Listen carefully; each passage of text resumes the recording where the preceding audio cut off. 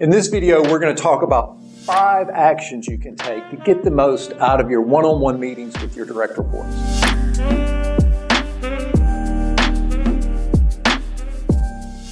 So when you think about the meetings you have with your direct reports, do you feel like you're getting the most out of them? Are you really seeing the return on the investment of your time?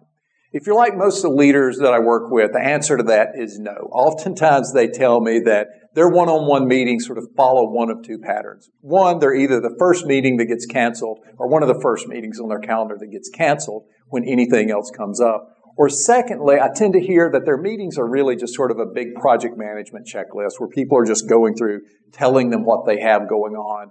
They're adding commentary or feedback, and that's it. Now, is that really the best use of a leader's time? I would argue no. And in fact, I have a real core belief that the one-on-one time you invest with your direct reports, that's probably some of the most valuable time you have. And the reason I say that is you think about your role as a leader.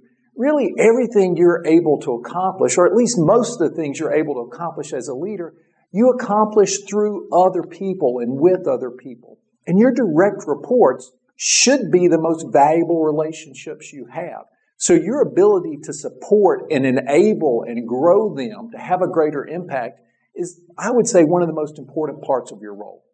Now, let's talk about those 5 actions you can take to get the most out of your one-on-one relationship. Now, the first thing is use a common template for your one-on-one relationships.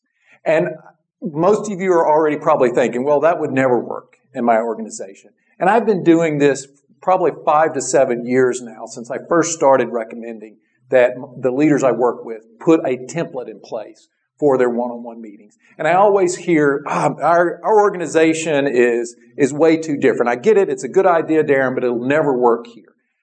When I can convince people to put it in place. And also, just not only do I hear that resistance from the leaders, but I also hear from the people, the one-on-one direct reports, I hear from them, oh, that'll never work for me. That's going to totally make my meeting less effective. I'm not going to be able to get the key points that I need in their address, et cetera, et cetera.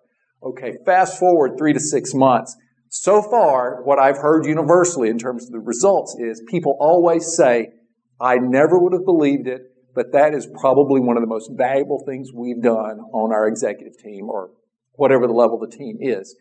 And the reason is it provides focus, right? It provides structure and focus. People can always modify and adapt from that focus, but I love the old saying that nothing provides flexibility like structure, right? Nothing provides flexibility like structure. So let's think about that. Let's say the first thing is you implement a standard template and tool that's going to work for your organization. And by the way, you can download a version that we recommend, just a sort of a baseline version to prompt your thinking. So that's the first thing. Put a tool in place. The second thing that you have to do is you have to provide focus for the people that you're supporting. Because I don't care how competent or what a high performer they are, when we're all down in the trenches, right, it's hard for us to have perspective. We've got our proverbial blinders on. What you have to do as a leader is in those one-on-one meetings, sort of help them pull up above it all, right? Pull above the fray where they can get that broader perspective.